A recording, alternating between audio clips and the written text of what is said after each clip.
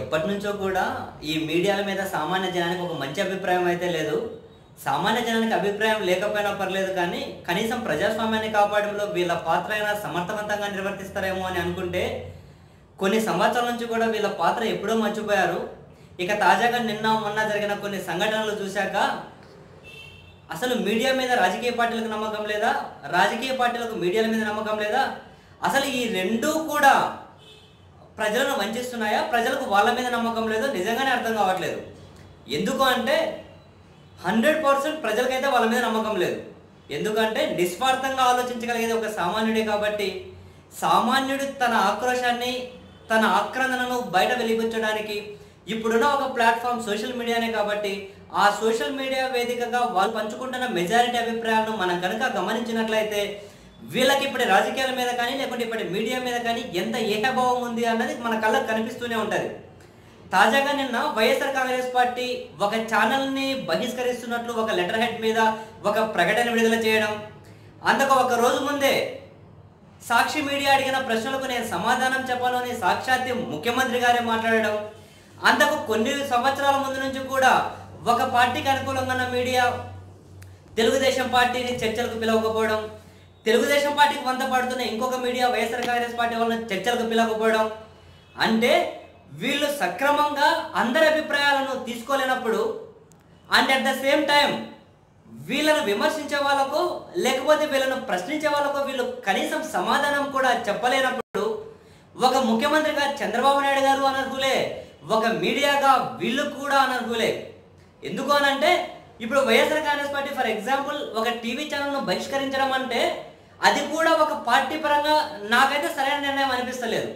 అంతకు ముందు నుంచే 2 మీడియా ఛానళ్ళ మధ్య బహిష్కరణలు కొనసాగుతూనే ఉన్నాయి.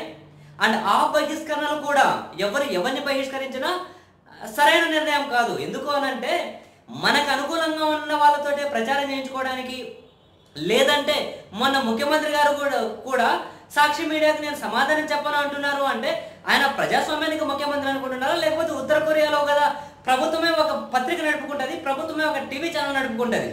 అక్కడ ఉత్తర కొరియా నియంత ఏ మెసేజ్ అయితే ఇస్తాడో అదే మెసేజ్ ప్రజలకు వెళ్ళాలి, ప్రశ్నించే అవకాశమే లేదు. మరి ఆ పాలన ఏమైనా కొనసాగుతుంది అనుకుంటున్నారా ముఖ్యమంత్రి గారు? ఏమో నాకైతే నిజంగానే అర్థం కావట్లేదు. విమర్శలకే సమాధానం చెప్పలేకపోతే ప్రజాస్వామ్యం అనే పదానికి అర్థమే లేదు. వీళ్ళు ఈ బహిష్కరణ ఎందుకు చేస్తున్నారో నిజంగానే చాలా సిగ్గుపడాల్సిన విషయం. And at the same time ఈ మీడియా ముసుగులు వీళ్ళు చేస్తున్న భజన కూడా ప్రజాస్వామ్యానికి ప్రమాదకరమే. వీళ్ళు తెలుసుకోవాల్సింది ఏంటి అంటే ఎవరైనా అంటే వీళ్ళకి తెలియదని కాదు. And at the same time ఇక్కడ నేను ఇంకో పాయింట్ చెప్పదలుచుకున్నది ఏంటి అంటే ఇప్పుడు ఉన్న ఈ జర్నలిస్టుల మీద కానీ ఈ జర్నలిస్టు వ్యవస్థ మీద కానీ నాకు ఎటువంటి అనుమానాలు లేవు. అయితే రాజకీయ ప్రోద్బలంతో, రాజకీయ ఉద్దేశాలతో, ఒక వ్యాపార సూత్రాలతో వీళ్ళ మేనేజ్మెంట్ ఎవరైతే ఒక మీడియాను స్థాపించాలి అని అనుకొని ఎస్టాబ్లిష్ చేశారో వీళ్ళ వ్యాపార, పొలిటికల్, ఆర్థిక ప్రయోజనాల కోసం వీళ్ళ యజమానికి అనుగుణంగా ఈ జర్నలిస్టులు పనిచేసినంత కాలం వీళ్ళ credibility at the same time journalism అనే పదం యొక్క క్రెడిబిలిటీ కూడా ఖచ్చితంగా కోల్పోతూనే ఉంటారు. అండ్ మరీ ముఖ్యంగా ఛానల్ మారితే వీళ్ళ వాయిస్ కూడా మారిపోతుంటది. మరి అదే ఎటువంటి జర్నలిజమో నాకు నిజంగానే తెలియదు. And at the same time journalism అంటేనే ప్రతిపక్షం అంటారు. అంటే ప్రభుత్వాన్ని ప్రశ్నించడం కోసం జర్నలిజం అనేది పనిచేయాలి. కొందరు అంటుంటారు అంటే ప్రభుత్వం మేలు చేస్తే మేలు కూడా చెప్పొచ్చు కదా. ప్రభుత్వం మేలు చేస్తే చెప్పొచ్చు, చెప్పడానికి భజన చేయడానికి, తప్పులను కూడా ఒప్పుగా చిత్రీకరించడానికి చాలా తేడా ఉంటుంది. And at the same time వ్యక్తిగతంగా నా అభిప్రాయం ఏంటి అని అంటే ఒకవేళ ప్రభుత్వాలు 90% మేలు చేసినా, 10% కీడు చేసినా, 90% చేసిన మేలును 10% భజన చేసుకుంటూ 10% చేసిన కీడును 90% హైలైట్ చేసే విధంగా దాన్ని ప్రశ్నించే విధంగా ప్రవర్తించడాన్ని మీడియా అంటారు, దాన్ని జర్నలిజం అంటారు. ఎందుకనంటే మేలు చేయడం అనేది ప్రజలకు ప్రభుత్వాల కనీస బాధ్యత. అందులో వాళ్ళ గొప్పతనం ఏముంది? ప్రభుత్వాలు ప్రజలకు మేలు చేయాలి, ఖచ్చితంగా వాళ్ళ ప్రయోజనాల కోసం పనిచేయాలి, ఒక మంచి భారతాన్ని, ఒక మంచి సమాజాన్ని ఎస్టాబ్లిష్ చేయడం కోసం వాళ్ళ అధికారమైన వ్యవస్థను వాడుకోవాలి, వాడుతున్నారు. అందులో వాళ్ళ గొప్పతనం ఏముంది? ఒకవేళ 10% కూడా తప్పు చేస్తే ఆ తప్పు ఎందుకు చేస్తున్నారు అని ప్రశ్నించడమే మీడియా బాధ్యత. వాళ్ళు చేయాల్సింది కూడా ఇదే. మరి ఇవన్నీ మర్చిపోయి కేవలం పార్టీలకు, అధికార పక్షాలకే భజన చేసుకొని మరి మమ్మల్ని బహిష్కరిస్తున్నారు అని వీళ్ళు బాధపడడంలో అర్థం లేదు. ఒకవేళ వీళ్ళు ఒక పార్టీలకి కొమ్ము కాస్తున్నా కూడా వీళ్ళు అడిగే ప్రశ్నలు వీళ్ళు ఒక ప్రశ్నలు అడుగుతున్నారు, ఒక పార్టీ కార్యకర్తగానో ఒక పార్టీ సభ్యుడిగానే అడుగుతున్నారు అనుకోని ఇంకో పార్టీ కూడా వీళ్ళకి సమాధానం చెప్పొచ్చు, బహిష్కరించడంలో అర్థం లేదు.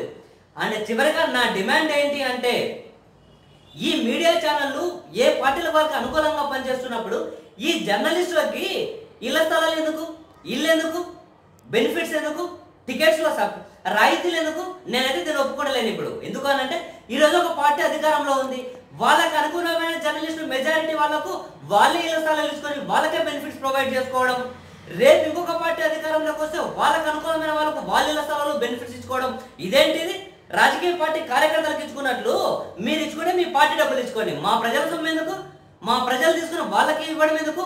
మీరే చెప్తున్నారు కదా వాళ్ళు కొన్ని పార్టీలకు అనుకూలంగా ఉన్నారనో లేకపోతే వాళ్ళు ఒక పార్టీలకు కొమ్ము కాస్తున్నారు అని చెప్పి మీరు మీడియా ఛానల్ను బహిష్కరించినప్పుడు సాక్షాత్తు ఒక ముఖ్యమంత్రి హోదాలో ఉన్న మీరే ఒక మీడియాకు సమాధానం కూడా చెప్పలేనప్పుడు మరి జర్నలిస్టులకు ఇచ్చే హక్కు కూడా లేదు ఈ ప్రభుత్వాలకు. ఇప్పటి వరకు ఇచ్చింది చాలు, ఇక నుంచి జర్నలిస్టులకు ఇచ్చే అన్ని బెనిఫిట్స్ తీసి పక్కన పడేయండి. అయినా ఈ జర్నలిస్టులకు ఈ బెనిఫిట్స్ ప్రొవైడ్ చేయడం అన్న దాని వెనక ఉన్న ఉద్దేశం కూడా ఏంటో తెలుసా? అరే ప్రజలు అంటే ప్రజల పక్షం అన్నప్పుడు నిస్వార్థంగా పనిచేయగలుగుతారు, వాళ్ళు కమర్షియల్ కాదు, కమర్షియల్ కాకుండా వాళ్ళ ప్రజల తరపున ప్రశ్నిస్తూ ఉన్నప్పుడు ఖచ్చితంగా వాళ్ళకి కనీసం ఉండడానికి ఇల్లు, తినడానికి తిల్లి కొంతవరకు ఎక్స్పెండిచర్ బేర్ చేయడం అన్నది ఒక ప్రజాస్వామ్యంగా ఎన్నికైన ప్రభుత్వాల కనీస బాధ్యత. ఆ కనీస బాధ్యతను నిర్వర్తించాలనే ఉద్దేశంతో మాత్రమే ఈ బెనిఫిట్స్ అని ప్రొవైడ్ చేశారు లాంగ్ ఏగో. మరి ఇప్పుడు ఎవరు ఆ బాధ్యత నెరవేరుతున్నారు? మీరు ఒక రాజకీయ పార్టీలకి బాగా కొట్టుకునేటట్లయితే, ఒక రాజకీయ పార్టీలకు మీరు భజన చేసుకునేటట్లయితే, ఒక వ్యక్తులకు మీరు బానిసత్వం చేసినట్లయితే మా డబ్బుతో మీకెందుకు రాయితీలు? నేనైతే చాలా గట్టిగా డిమాండ్ చేస్తున్నా, ఈ రాయితీలను తీసి పక్కన పడేయాలి. అలా పక్కన పడేయకూడదు అనుకుంటే ఈ బహిష్కరణలు ఏంటి? లేకపోతే ముఖ్యమంత్రి స్థానంలో ఉన్న వ్యక్తి జర్నలిస్టు ప్రశ్నలకు సమాధానం చెప్పకపోవడం ఏంటి? ప్రతి ఒక్కరూ ఈరోజు ముఖ్యమంత్రి అంటారు, రేపు ఇంకో నాయకుడు అంటారు, ఇంతకుముందు ఇంకో నాయకుడు అన్నారు. ఆయన జర్నలిజంతో రాజకీయాలు ఏంటి? రాజకీయాలు చేయాలనుకున్నప్పుడు ఈ బెనిఫిట్స్ అన్ని ఏం అక్కర్లేదు, బెనిఫిట్స్ లేకుండా మీరు బాగా కొట్టుకోండి, నమ్మాలో లేదో జనాలు డిసైడ్ చేసుకుంటారు. సో మొత్తం మీద నా డిమాండ్, వీళ్ళకున్న బెనిఫిట్స్ తీసేయాలి. లేదు అనుకుంటే ఈ పొలిటికల్ మోటో, ఈ పొలిటికల్ మేనేజ్మెంట్ ఉన్న ఈ ఛానల్ అని ఏదైనా ఈ ఇండియన్ బ్రాడ్కాస్టింగ్ సిస్టమ్ అనేది నిషేధించే విధంగా ఒక చట్టం అనేది తీసుకురావాలి. ఇవన్నీ ఏవి జరగనంత వరకు ప్రజాస్వామ్యం అనేది అపహాస్యం అవుతూనే ఉంటుంది. మనలాంటి సామాన్యులకి ఎప్పుడు న్యాయం జరిగే ప్రసక్తే ఉండదు. Thank you. For more videos, please subscribe Yuva TV.